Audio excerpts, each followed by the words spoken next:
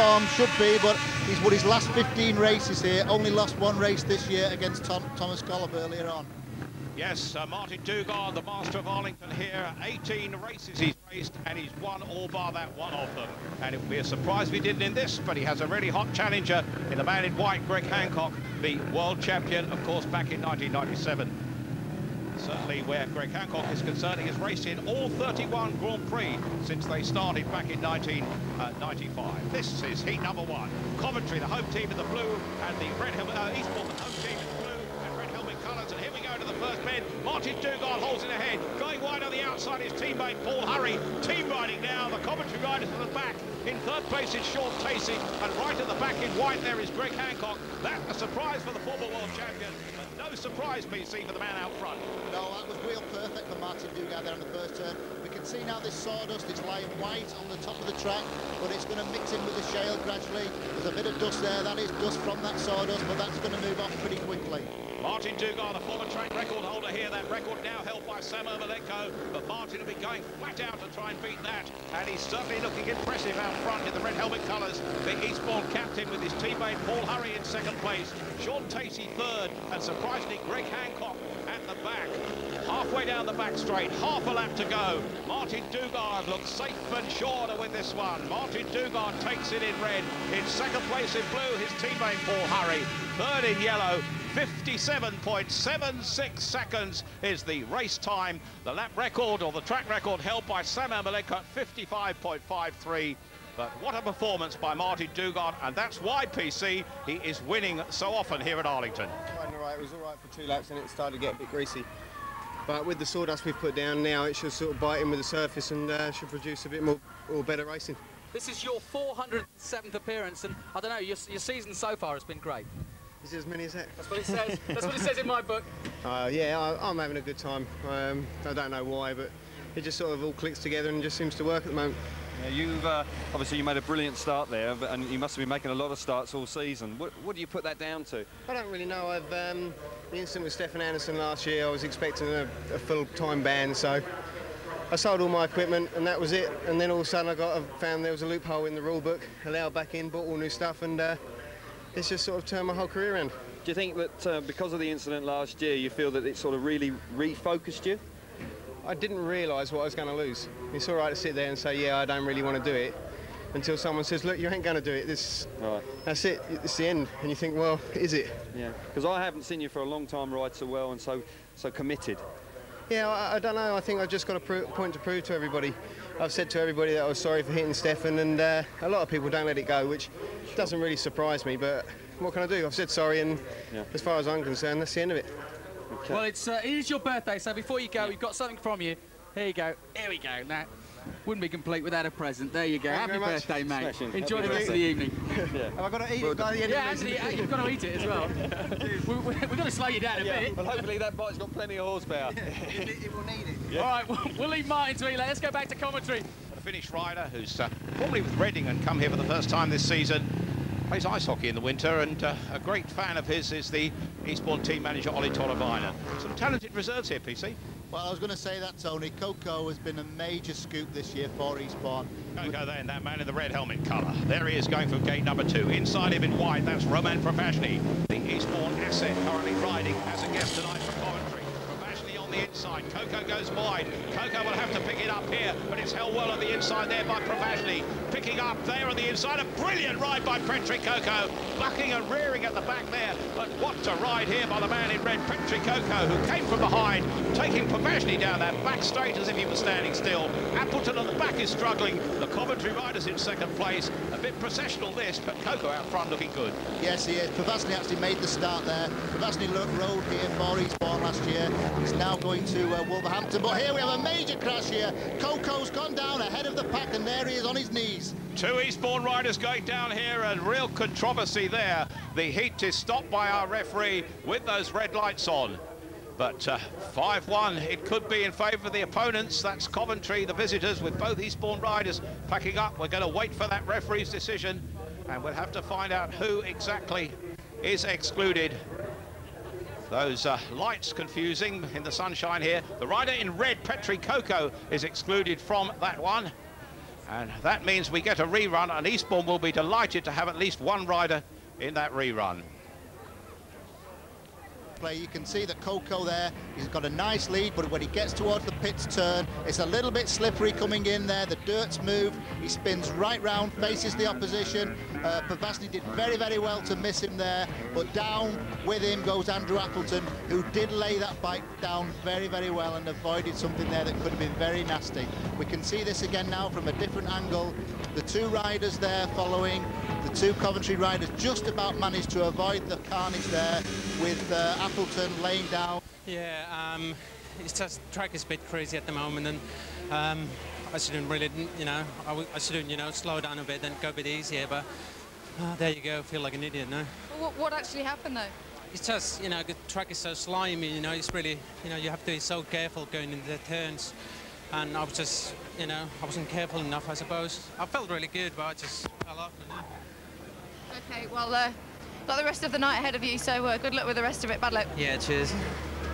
Most promising youngsters in British Speedway, started at the age of 15.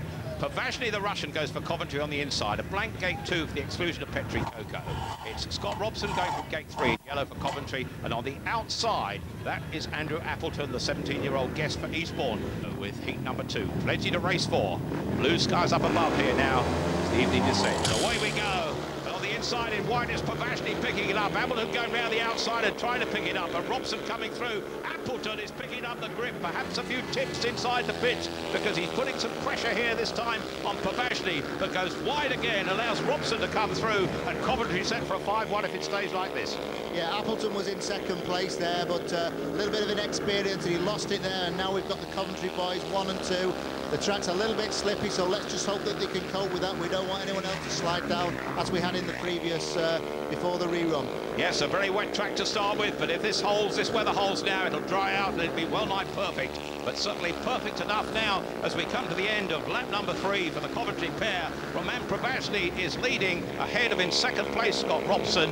Andrew Appleton is virtually tailed off here. This, of course, the reserves, the less talented riders in the team, but no doubt about the quality of their point scoring, because this will really count with a heat 1 here by the man in white, Roman POVAZHNY. In second place, his teammate and partner is Scott Robson in yellow. Andrew Appleton picks up a point in third place, and that's a 5-1 to Coventry. The race time 58.12 seconds at the bottom of the screen, about a second slower, of course, than the heat 1 in which the heat leaders, and that ties it up right in the inside for Eastbourne. The World Under-21 champion, Lee Richardson for Coventry, goes from gate 2. Dean Barker of Eastbourne from gate 3. On the outside is Yuri Stancil, the Czech Republic rider, in action for Coventry there from gate 4. That's the lineup as we move into heat number 3. Level pegging here at the Arlington Stadium, so hot and ready for heat number 3. Up go the tapes and away they go, and on the inside it's certainly Screen keeping it down, pursued by teammate Dean Barker. Eastbourne having this for the taking, picking it up speed for the rear is Yuri Stancil. Stancil, though, and Lee Richardson have it all to do, but time to look back there for Dean Barker. Joe Screen's camera on his helmet gives us the view of Dean Barker there as Screen almost locks up on that bend. A few problems for him, bigger problems on the outside for Stancil, and Stancil is pulling up PC, but out front they're fast and furious. Yeah, Stancil got the rough end of the deal there when Joe Screen made a bit of a mess of that corner on that slippery patch, but Joe's corrected it. He's back up into second place with Dean Barker. Now Eastbourne looking very, very strong in this race. Looks as though they're going for the 5 points. Yes, looks as if it should be an Eastbourne maximum here for the second time in 3 heats as they go in to lap number 4. Dean Barker in the red helmet colours in front of Joe Screen in blue. Back in third place in white is Lee Richardson to pick up what will be the solitary point for Coventry in this one. But Dean Barker in the red helmet colours takes the checkered flag ahead of his teammate Joe Screen. Third place in white goes to Lee Richardson, and that gives Eastbourne a 4-point lead now. Eastbourne 11, Coventry 7 with 3 heats gone. The winner's time is 57.80 seconds, fractionally slower than the time for the first heat. But there is Joe Screen's view from the helmet camera. A little bit of colour in there. See, some people are struggling. You guys are talking in the pits. What are you saying? Well, we haven't had the track as wet as this all season, and they put sawdust on it, and it's making it sort of bind together. So it's a little bit greasy on the inside, and then you sort of hit all this loose stuff that's going to, I think by the end of the night, will start binding together and make it quite grippy. Will it change over the night? Oh, definitely. Yeah, I think I just saw you start there. You just seemed to lift in the initial couple of bike links, but you got it back under control. Yeah, I wasn't really expecting it because it was a little bit sort of slick, and I went for the grippiest spot I could find, but it didn't seem as grippy as what the starts usually are. Yeah. And I sort of went to orbit on the first sort of couple of inches, and we can actually see you there. You're actually lifting quite heavily. Yeah. You know, the starts here are notoriously grippy normally. Yeah. Well, I actually jumped, and then I had to sort of clutch it again. Yeah.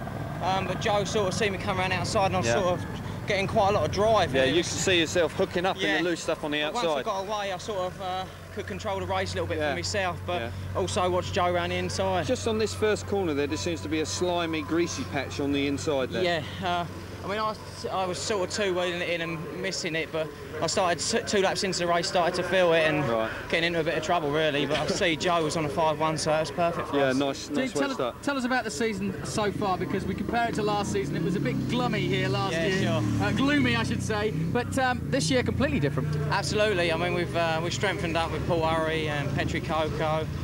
My old face is me, Dave and Martin, but, you know, we've had Joe, he's come and signed now.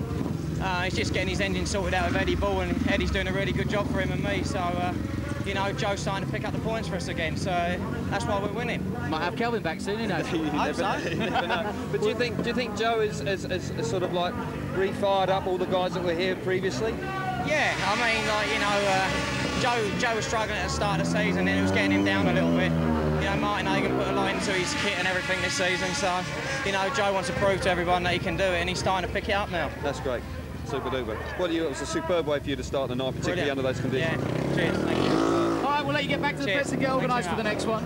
Appleton, they can shuffle the reserves, but each has to have 3 rides. Petri KOKKO is going from the inside in blue. Next to him is Scott Robson in yellow and black for Coventry. In gate 3, it's David Norris with his first ride, the England International of the night for Eastbourne. On the outside, former world champion Billy HAMILL, of course, who won the first Grand Prix of the season in Prague and is looking forward to the next one in Linköping in a couple of weeks' time. Inventive, I think, are the words, perhaps. But here's the lineup. This is heat number 4. Eastbourne 4 points in front. Our starting marshal walks away. Away they go on the inside. And a brilliant ride away from the tapes there by Petri KOKKO. But coming round the outside, David Norris picks it up. HAMILL is in second place, splitting the Eastbourne pairing. He's going to be put under pressure here by Petri KOKKO. And the back in Scott Robson, but a flying start by David Norris on that first bend. Yes, David made a good start there. You can see him. He's riding engines which are tuned by Egon Muller, who was the 1983 world champion, and he's been making a very good job of David Norris's engines, and certainly in this race he's pulling away from Billy HAMILL. Pulling away indeed. Billy HAMILL is going to have to produce all his skill to chase David Norris. David Norris was virtually brought up on this track. He has ridden Ipswich and Reading since, but he trained on the kids' track out at the back, and certainly with a lap to go here, he's looking fast, furious, knowing where he's putting every wheel. Billy HAMILL in pursuit, back in third place now, is a little bit processional with Petri KOKKO now some 20-30 metres away, and at the rear, Scott Robson's on the races. 1 in red there by David Norris. Second place to Billy HAMILL, splitting the Eastbourne pairing. Third place in blue goes to Petri KOKKO. That's a 4-2 score in Eastbourne's favour, which means it's Eastbourne 15, Coventry 9 after 4 heats. The heat winner there, David Norris, the third heat winner of the night for 2. Greg HANCOCK goes from gate 3 and Joe Screen from the outside. And the Coventry riders go from both gates that are so far 1 heats, PC. Yes, they are. They're on 1 and 3 this time, and it's very important that they make use of them. Sean Tacey is a real Eastbourne specialist, and Greg Hancock can ride any track, so they've got to make the most of this now. This is heat number 5.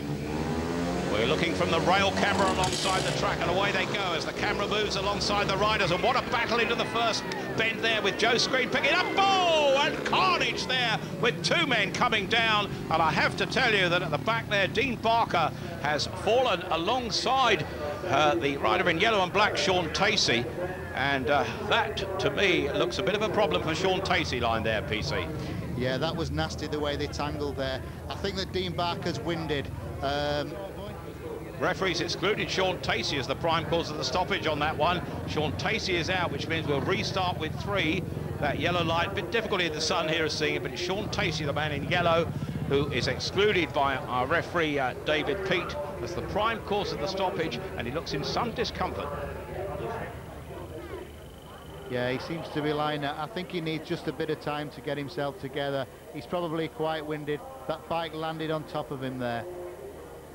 Well, I got a chance to see that, PC. Yeah, this is the start. We can see on the inside, Tacey makes quite a good start off the inside. He's racing to that first turn, but there's Barker in the red next to him. Tacey there is in that position where he hits that slippery part and goes right in front of Dean Barker. Dean was going to do the cut back to the inside, and he ran right into Sean Tacey's bike. Some damage, I think, to Dean's machinery too. Yeah. He really did hit that bike very hard and went cartwheeling over the top. We can see it again. Dean Barker in the red, loses that front wheel slightly. Tacey's round the inside. Barker's going to cut back up the inside, but just as he's going to do it, Tacey locks up in front of him, and straight into the bike there goes Dean Barker. Interesting to see the route taken by Hancock at the back. Yeah, that was fantastic evasive action there by Greg Hancock, and it's great here to see Sean back on his feet. I'm sure he just needed some time just to get himself together. He was probably winded after that, I'm sure, but he's got a smile on his face. Well, Susie Perry is with Sean Tacey. Are you all right? Are you winded, or how are you feeling? I was all right until he just went and nearly run me over, hit me back, and just knocked the wind out of me a little bit, but I'm all right. You obviously didn't see it coming? No, I mean, I was off gate 1, so I had to do quite a sharp turn as it was, and I'd tyre packed the track a little bit, and I just got a little bit of grip and, you know, and slipped at the same time, but yeah, it's all right. What about the conditions of the track out there? Because they seem quite patchy still at the moment. Yeah, I mean, they done really well to have the meeting on tonight. When we first got here, that was, you know, the whole track was like a porridge, but, you know, they chucked plenty of sawdust down and dried it out. So, got to be grateful it's on, really, but, I mean, you know, it's just a little bit tricky to ride on and race on at the time. Quite difficult, but has it changed since the first time you went out? Yeah, he tyre packed it there, and there's a grippy spot now. I've got some bad news for you now. You've been discluded, don't you? Yeah, oh well. I'm sorry, mate. I'm fit to ride again. Oh, yeah, OK. Greg has really got to make a good start and try and beat Joe Screen in this one, but the way Joe went in that last one, I mean, he had it really dialed in on that first corner. At the moment, it's success building on success for Eastbourne. This is heat number 5. They lead by 6 points. The starting marshal walks away, and away they go. And Joe Screen is picked up, and Hancock is there. Hancock! Oh, Joe Screen goes round the outside, almost collides with the fence, gives best to Dean Barker, gives best to Greg Hancock, and Hancock is flying now out front. Yeah, that was very tricky first turn. Joe Screen did well to stay on there, but Greg has a good line. Greg's riding it well. This track is very, very difficult. There is no doubt when you get riders of this calibre getting in such problems on that first turn, you've really got to consolidate yourself once you've got round that turn, and Greg's doing just that, Tony. Greg Hancock opening up a gap out front. There'll be a share of the points in this heat if he holds it there. The Eastbourne men riding round for the points because they get 2 for second place and 1 for third place. With just over a lap to go, it's Greg Hancock set to be the first heat winner of the main heat leaders so far for Coventry this evening. Remember, POVAZHNY won the second heat, but Hancock in the white helmet colours is going to take this now with some comfort for a share of the points for Coventry. In white, it's Greg Hancock, ahead of in red Dean Barker. In third place in blue is Joe Screen. That's 3 points apiece, the heat score. That now means it's Eastbourne 18, Coventry 12. Still the lead is 6 points with the points shared in that one. There are 5 heats gone and 10 to go. And Greg Hancock delighted to win that one, but he didn't do it from the start. Screen and Barker went quite well at that point, PC. Yes, Tony, it was a real tough first corner. Just watch Greg Hancock in the white. He doesn't quite get there ahead. Joe Screen on the outside is going to race him round. When they get to this point, Greg locks up. Joe Screen hits a bump straight towards the fence. But luckily for Greg Hancock, the bike just kept heading in the right direction, and off he went into the lead. Again, we can see it, that the rider on the inside is almost there, but Greg Hancock's got command when they get into the turn. Greg turns, you see him just at this point, he locks up there, which causes Joe Screen to lift, and Joe goes very wide towards the boards. And here at the finish, Greg Hancock looks back, 3 points for Coventry. It wasn't too bad. Actually, it was the way the track conditions are right now, they're having to pack it quite hard, and it goes really slick coming off the corners, and then it just turns into full maximum grip, so you got to be ready for it. Yeah, it's from one extreme to the other, but it was very important for you to win that heat, don't you think? Oh, absolutely. The way the 2 starts I made previously in the meeting were terrible, so I feel like I got something going now. I've changed bikes and I feel good. I saw that you changed bikes. Was that because you didn't feel the other one was coming off the start real good? Exactly. I just felt like I was sluggish. It was just spinning and not going forward, so I reverted back to my my standard stroke engine. It's working. All right. Greg, everybody's been saying that obviously Eastbourne have had a great start to their season here at home. They're bound to be favourites, but with the conditions, with everything going, how do you think it's going to go? Do you think it's going to be as easy as they might think?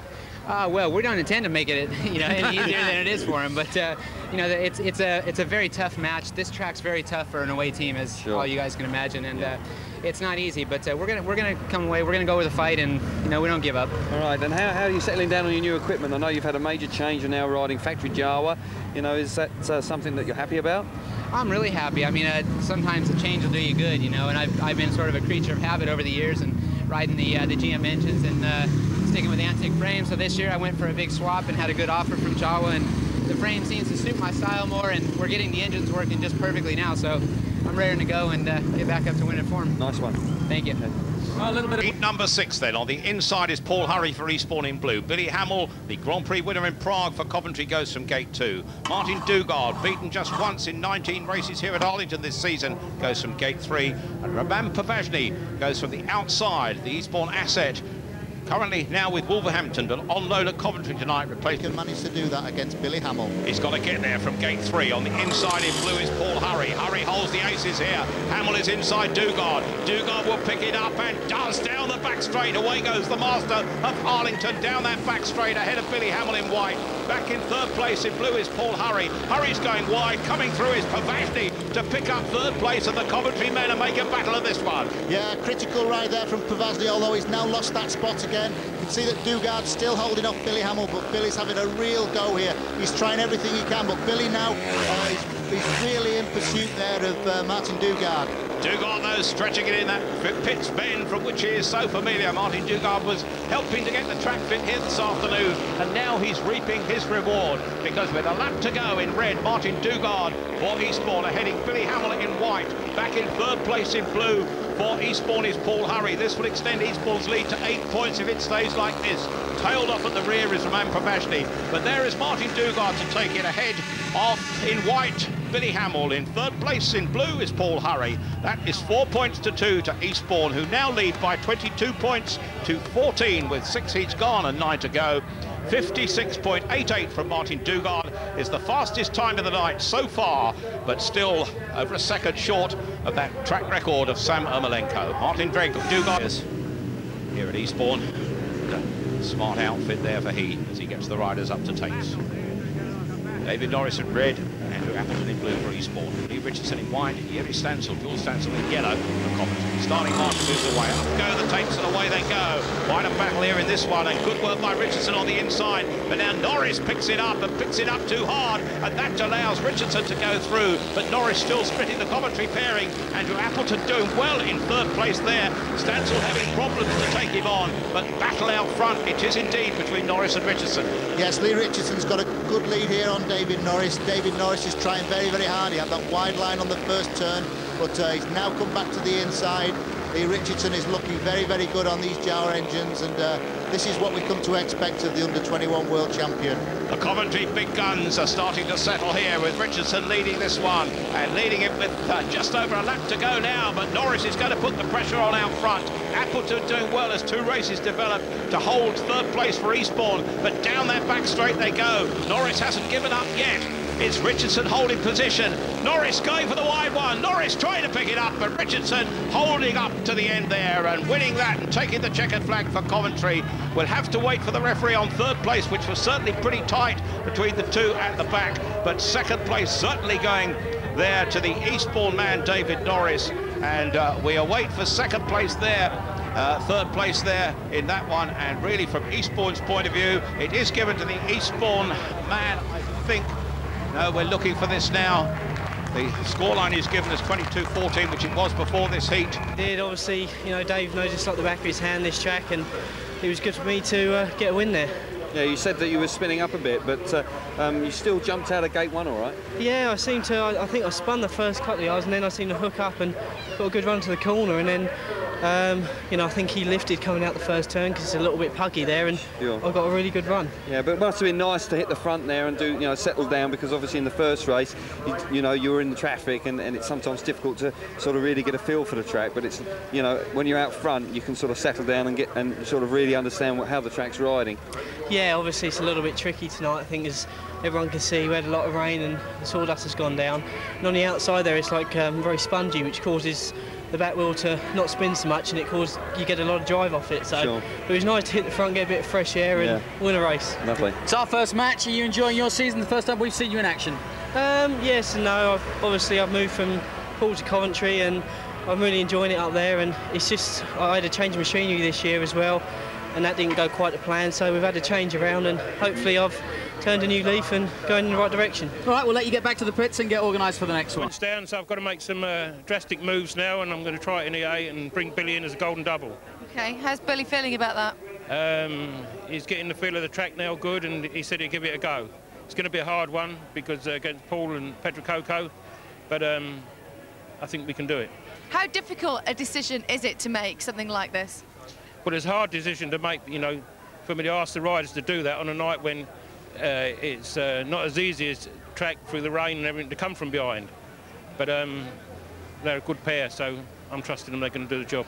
Thanks, Colin, because it's sure going to make for an exciting... In gate 2 is Greg Hancock, who goes off a normal gate as a tactical substitute. In gate 3, Paul Hurry for Eastbourne, and Billy Hamill there is 15 metres back, and his points will count double. Now, they have to watch Billy Hamill, because were he to creep, well, all sorts of things could go wrong. So a second man has to come into place to help the starting marshal there.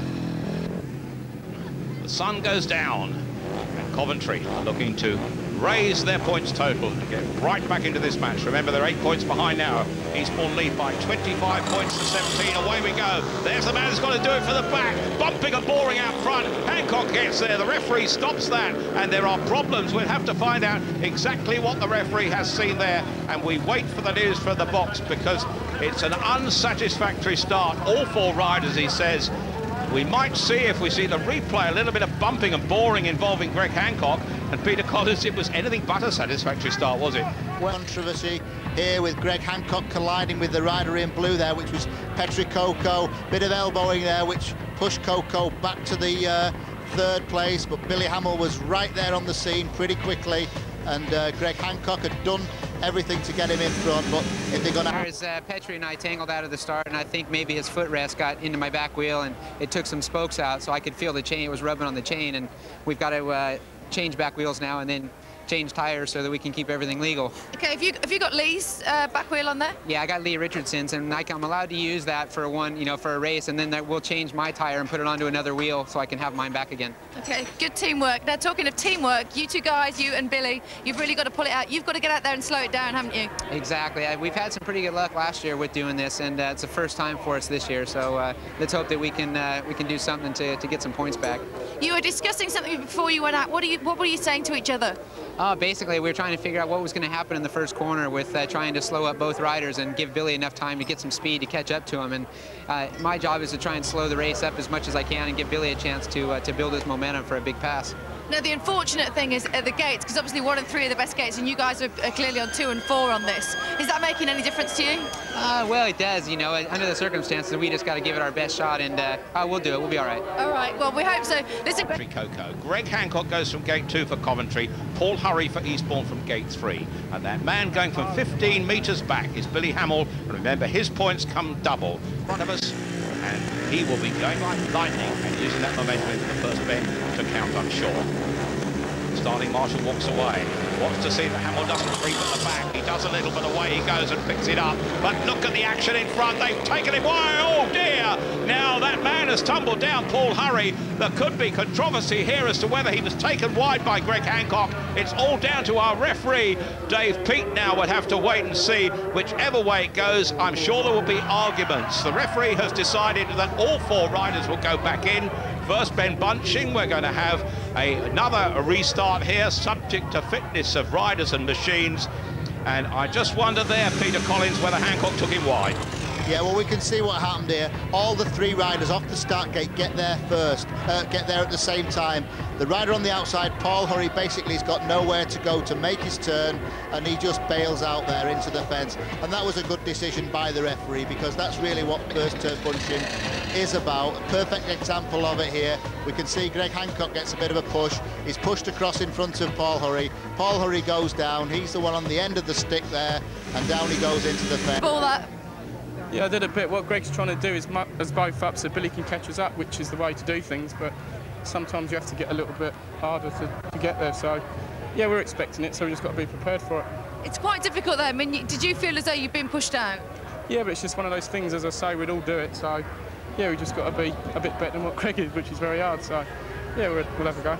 All right, OK, well, we look forward to the third. And who won the Grand Prix in Prague, that's Billy Hamill, and he's got the tough job to do. But remember, if it's all worth it, well, it certainly will be, he gets 6 points. That's the win points doubled as the Golden Tactical. He goes from 15 metres back. That is KOKKO, the inside. Bit of gazer now as Paul Hurry goes back. White helmet colours. The key man to this is Greg Hancock, because he'll be trying to get the Eastbourne men behind him and slow him down. Away they go. Hancock picks it up front. They get beyond the first bend. Round the outside goes Paul Hurry. Hurry's putting pressure on. Billy Hamill will try to catch them from the rear. Hancock out front will be trying to slow the Eastbourne men down to allow Hamill to catch them. It's not going quite to plan after one lap, PC. Well, Greg's done the first bit, hasn't he? He's leading this race. He made a good start. He's riding a slow line. He's looking back all the time, trying to make sure that the two Eastbourne guys are stuck behind him, but Billy's now coming into the picture. Billy's getting alongside now. Petri KOKKO going really, really well now. He's going to cut back up the inside here, I'm sure. 2 laps to go, and Hamill cuts back up the inside Petri KOKKO. That'll give him at least 2 points. Now he's got to set out in pursuit of the man in front, Paul Hurry, but there's only a lap to go. As they go into the last lap, Paul Hurry the key to this now. I don't think Hamill's going to do it. Hancock will have to be content with 3 points. Hamill will get a 2nd point for 3rd place, but they're not going to achieve what they wanted to. It's a win for Hancock, ahead of Hurry in red. In yellow, it's Billy Hamill.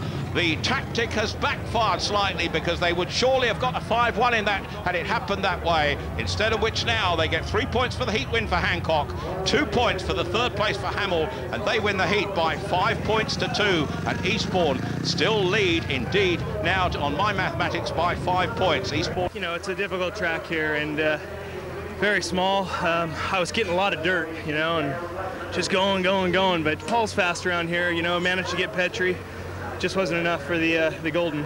Yeah, but it wasn't so bad. You had a 5 points to 2, and you're only 5 points behind now, so it wasn't a complete disaster. No, not a complete disaster by any means. You know, we're still going to go for it. I mean, that was a big risk, I think, that our team manager took, and you know, it panned out halfway. Now we got to make it go all the way this time. Right, but Paul was obviously putting a certain amount of pressure on Greg, so Greg couldn't quite slow the race down enough for you. No, I think Greg had to pretty much just ride his own race once Paul was on the outside of him, so which he did, you know. I mean, pretty glad to get that race underway after all those restarts. Yeah, we were wondering if it was ever going to get going. Oh, man. All right, well, we'll let you get back to the pits and get yourself prepared for on the inside, the Prague Grand Prix champion. Joe Screen goes from gate 2. Of course, never ridden outside the top division in 12 years of racing. Roman POVAZHNY goes from gate 3 in yellow for Coventry, and on the outside in red is Dean Barker for Eastbourne. Coventry could be back in it, Tony.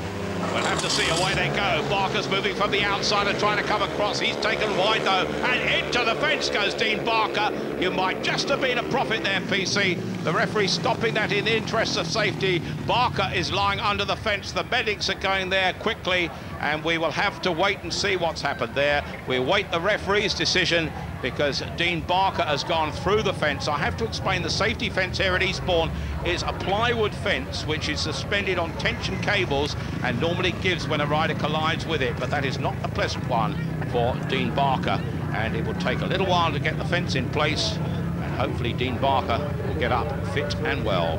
He's removing his own helmet, certainly Dean Barker piling into that. We await the referee's decision to know exactly what his decision is in that one, but Dean Barker will...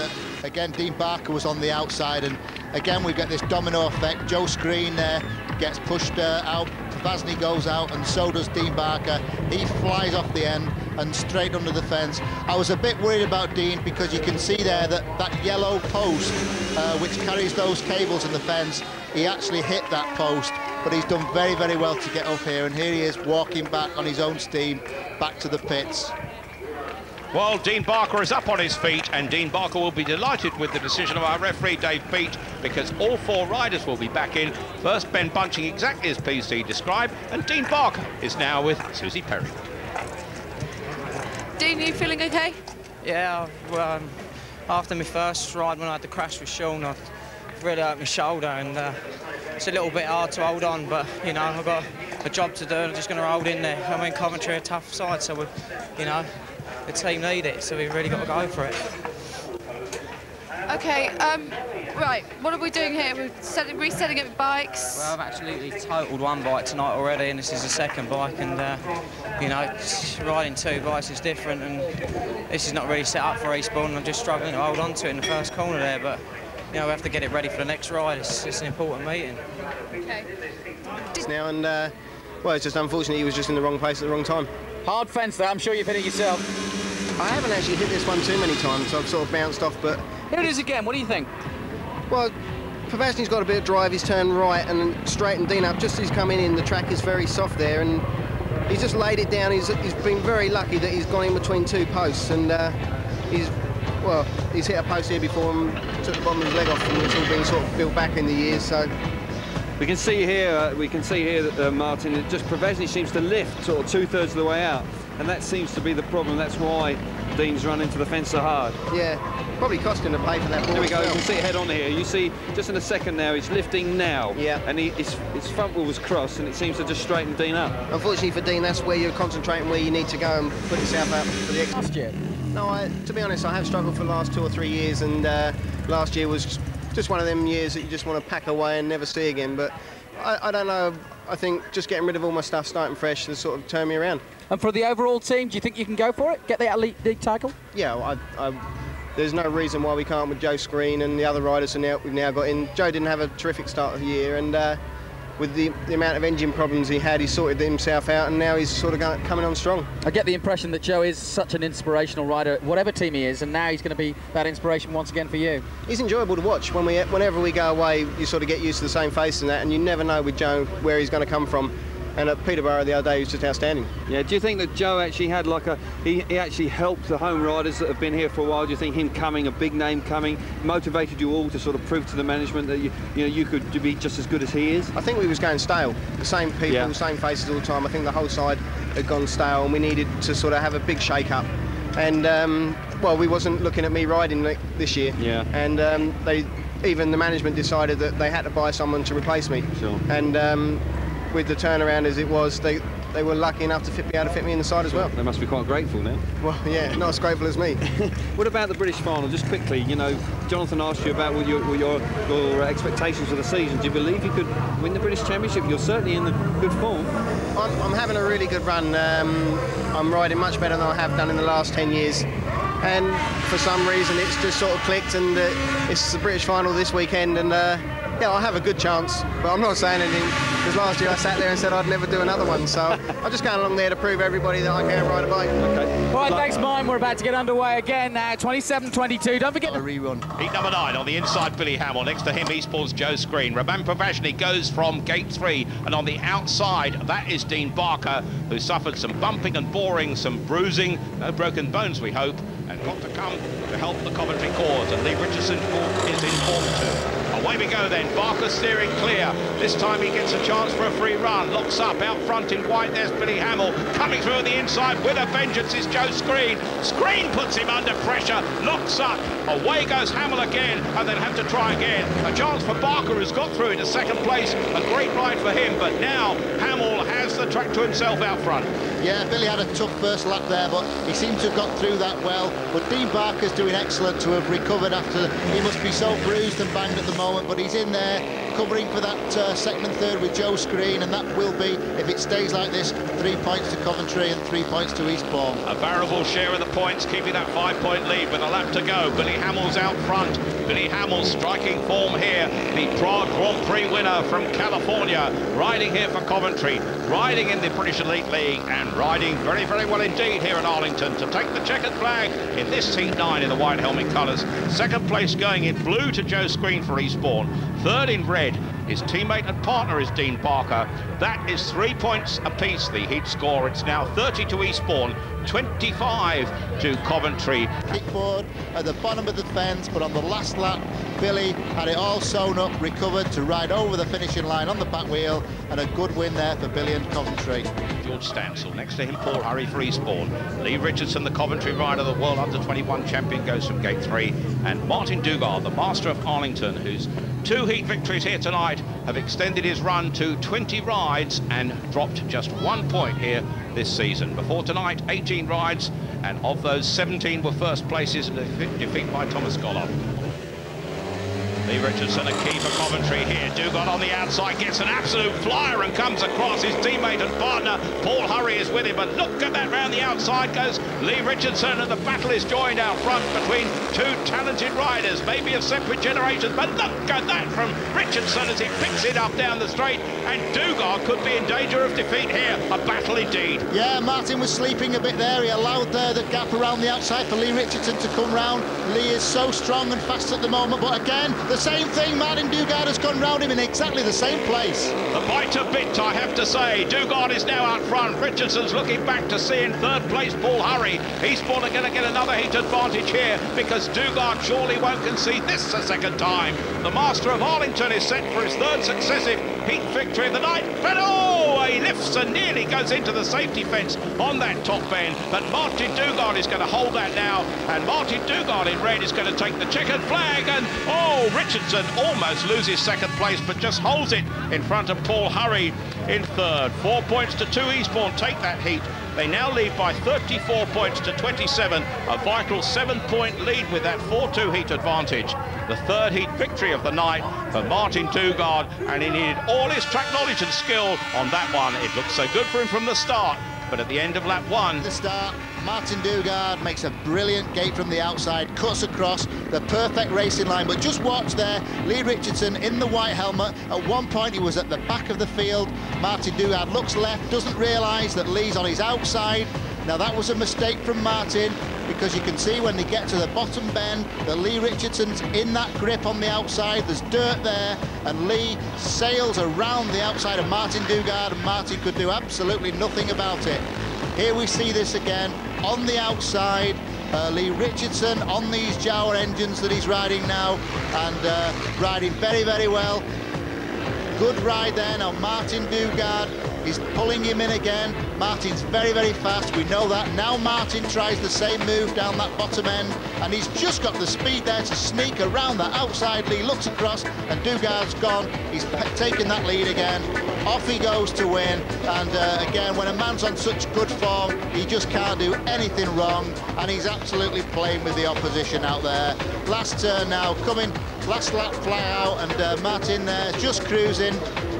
You can see he's just holding the best of starts, but I didn't realise how high the dirt was on the bottom corner, and he went round me. I didn't think he was there actually, but never mind. But because you took a very wide line around him first initially, didn't you? Yeah, I don't know if he obviously didn't know I was there. I think he was waiting for Paul Hurry, I think, and I just sneaked through down a fence, but I couldn't quite get the run on the corner again. So, like I say, Martin knows his track really, really well, and he's ridden here for a long time, so it's no disgrace getting beaten by Martin. Absolutely, but you've also spent a lot of time here, haven't you, on the out track? Yeah, I used to ride here when I was 5 or 6 years old on the little training track out the back, when my dad used to ride here. So I've ridden this track a few times, but obviously they changed the shape a little bit as well, so a bit like home from home, really.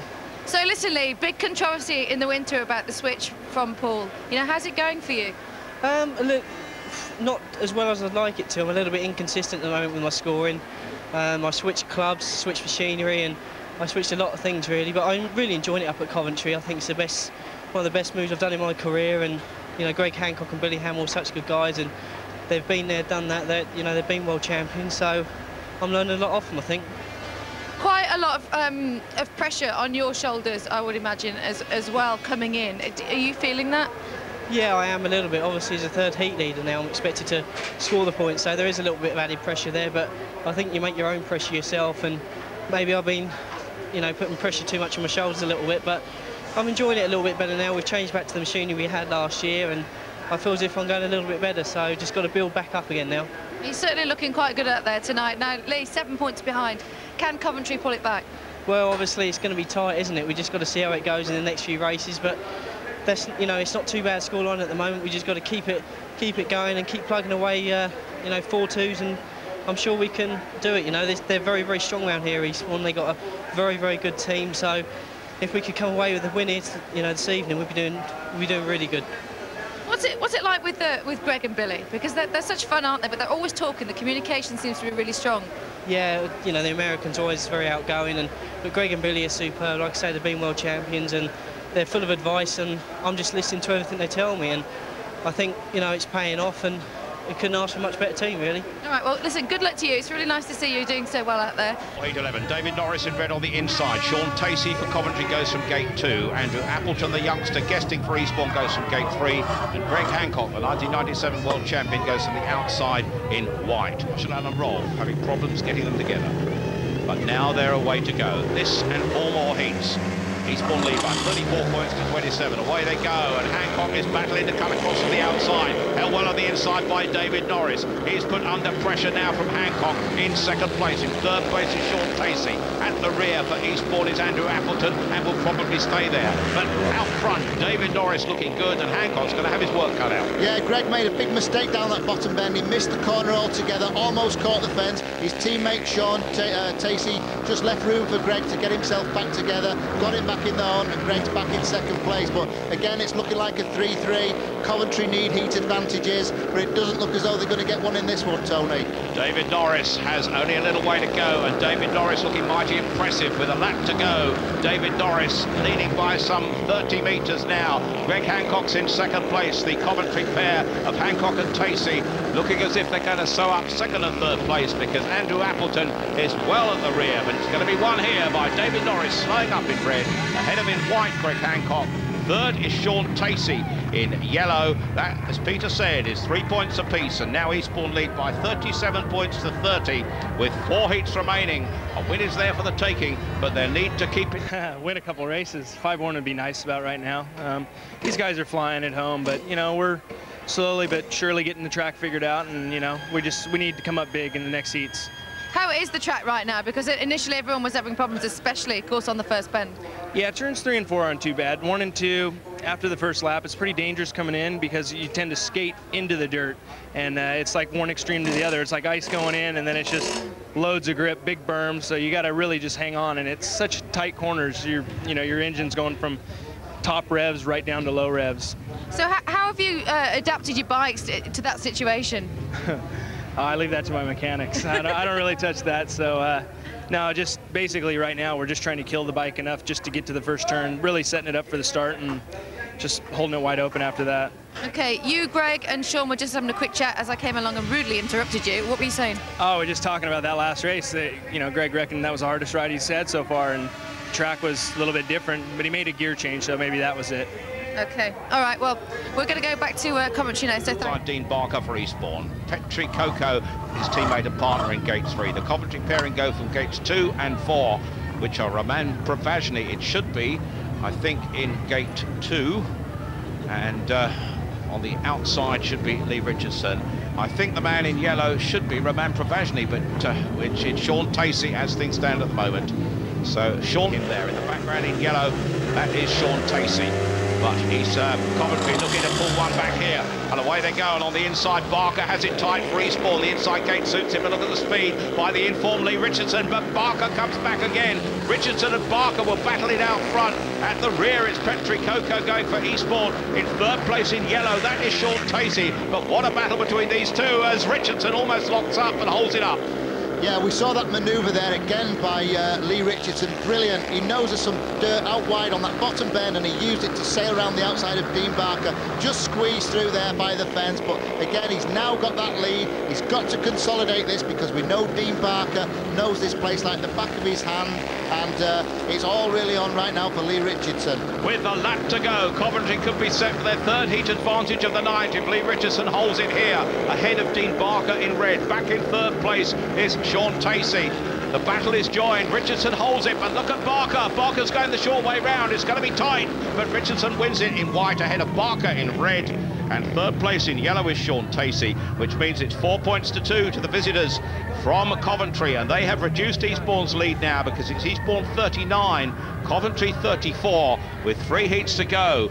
And if you look at the remaining heats, we can see the big guns for Coventry have yet to... It's really, really close, especially, like I say, Eastbourne is so good around here, and I can't believe how close we've kept it. I know, not many teams have kept it this close this season, so we're doing a really good job. Just Billy and Greg have got to go out and do the business now. Sure, you use that outside line again there. You seem to pick up a lot more drive than Dean did. Yeah, it's like I say, it's still pretty spongy there, and there's still quite a lot of grip. But getting him in a bit of trouble up on the top bend. It's a bit hard to judge where to ride out there, but sure. I was getting a good drive here, and another race win. I know that you've gone back to the Jawas. How important is Michael Lee to you now? Because I know he's doing the engines for you. Yeah, he's very important. He's a big part of my speedway. Since I switched to him the end of last year, the last 3 weeks in the season, I was in double figures everywhere I went. And he does me some absolutely superb engines, and he's a big part in, like I say, my speedway. And we're just getting back on terms with the Jawas now, and he's doing a really good job. All right, certainly looks that way because you're riding very well. When you hit the front there, you kept a good line and were able to keep your speed up. Yeah, it seemed pretty good. The engine's very, very strong, and it seems to go good, obviously, when I hit the dirt. And I've got quite a big gear on as well, so I'm just holding on and flat out. That's right. Well done. That was a super ride. Inside him, the 1997 world champion, the other former world champion, Billy Hamill, the Prague Grand Prix winner for Coventry, goes from gate 3, and David Norris from the outside. Coventry, if they could get a 5-1 here, could close it right up with all to race for in the final heats. What an action we have promised here. Away they go. It's going to be tight at that first bend. Martin DUGARD is there. The master of Arlington is where it counts, but look at the pressure put on him by Billy Hamill. Coming through in third place, David Norris is doing well to head Greg Hancock, and Eastbourne are now going to pick it up because Norris is chasing DUGARD. It's Eastbourne 1 and 2, and that is a bit of a surprise, but coming back well is Billy Hamill, and now back at the rear is Norris, who's gone from second to last, and Coventry look like getting at least a share of the points. Yeah, we're back on a 3-3 here again, but they've got no answer here to Martin DUGARD, riding so well now out there in front. The two Americans, Hancock and Hamill, they've got this race sewn up now for that second and third place, but they can do nothing against DUGARD. David Norris disappointing here because David Norris until now has not been out of the first 2, and he's going to go points from this one. 8 points with 3 rides so far. He's at the back, but Martin DUGARD out front, and this will make it 12 points out of 12 and 22 successive Arlington races beaten just once. Martin DUGARD in red wins that ahead of, in second place in yellow is Billy Hamill, third in white is Greg Hancock. That's the split of the points, and it now makes it Eastbourne 42, Coventry 37 with 2 heats to go. Eastbourne, bar a miracle, will be set to win this meeting, but it's going to be... Come on, fire, I'm red hot. I've got to say something to you, because you always used to say I was bad luck. Can you dispel that rumour now? No. Still got one more ride to go. Come on, give me a break. No, obviously you're going for a maximum tonight. Well, yeah, it's nice to sort of keep going and keep winning races, and I'm having a really good year, so I'd like to sort of carry on and finish off with the maximum. Would be nice. You know what, you seem like a completely different person this year with your attitude and everything. I never had attitude in the first place. Oh, did we see that last year? No, I suppose it was just like everything, really. Everything was the sum of last year, and that I just turfed it all out in my head and started again. Okay, I mean, you're safely ahead, but it's not all over yet, is it? No, obviously we've got Billy and Greg in the last one, and we need the points to go to Coventry to get the bonus point. Absolutely. Okay, back to our commentators. Is in this one. Joe Screen goes in red. Petri KOKKO for Eastbourne in blue is on the inside. Yeri George Stansell goes from gate 2 for Coventry, and on the outside it's Scott Robson. The result of this mighty important on paper, Peter Collins. Joe Screen should win this with some ease. He can do in this one. A 4-2 to Eastbourne were made absolutely certain of winning here tonight. Let's see what happens. Screen gets a flyer on the inside. Petri KOKKO is with him. The pairing for Coventry are right at the rear, and this would look like a 5-1 for Eastbourne, barring accidents, and a cert victory for them. But the pressure being put by Stansel in second place on the man in blue, Petri KOKKO. But Joe Screen is flying with the track at his mercy. He can go exactly where he likes. He's time to look back in this one, and Joe Screen will surely win this for Eastbourne.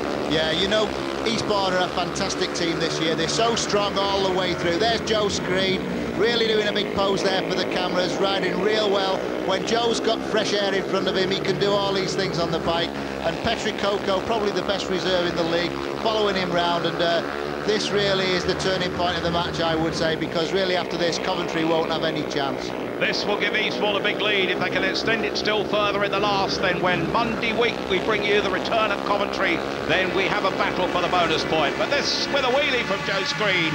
In second place, his teammate and partner Petri KOKKO. Back in third place in white is Yeri Stansel. That's 5-1 to Eastbourne, who now lead by 47 points to 38. They make sure of the match. The time there, 58.68. Not quite as fast as it might have been early on. But Joe Screen had time to showboat in that one. And Peter, I just wonder whether you talk an amazing record of just one defeat, 1 point dropped in 22 races here at Darling Marshall. Alan Rolfe has done a great job tonight. The lights here at Arlington showing this to best advantage. Great speedway. Darling Marshall walks away they go, and DUGARD is left a little bit, and he's got to work here to cut up the inside because it's picked up by Greg HANCOCK. Round the outside in yellow goes Billy HAMILL, and now the Eastbourne men face a battle because the two-star Americans are out front, and HANCOCK is looking back for his partner HAMILL, and they have it here with some comfort. They've only gone a lap and a half. There is more time, but I don't see these two beaten often when they're in front, PC. Yeah, that's right. This year the final is only 4 laps, so Martin DUGARD really has got his work cut out now. He's going well, but those two Americans, both previous world champions, are really going well. They've got it all sewn up by the looks of things. Martin DUGARD was suggesting that Susie Perry was tempting fate, and he won't be too keen to speak to her afterwards, I'm sure, because Coventry are going to pull it back.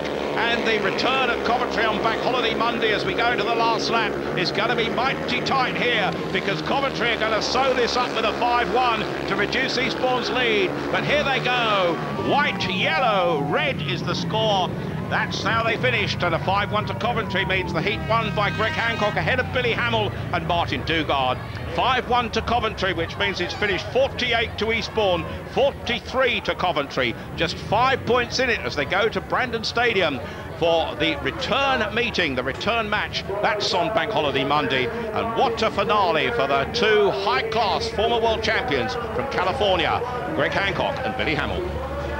That was certainly the end there of Martin DUGARD's maximum. See where I was in that last one. Well, we saw it. Wasn't a bad day, though. No, could have been better. Yeah, slightly disappointed, but, you know, you just seemed to miss the start in the last one.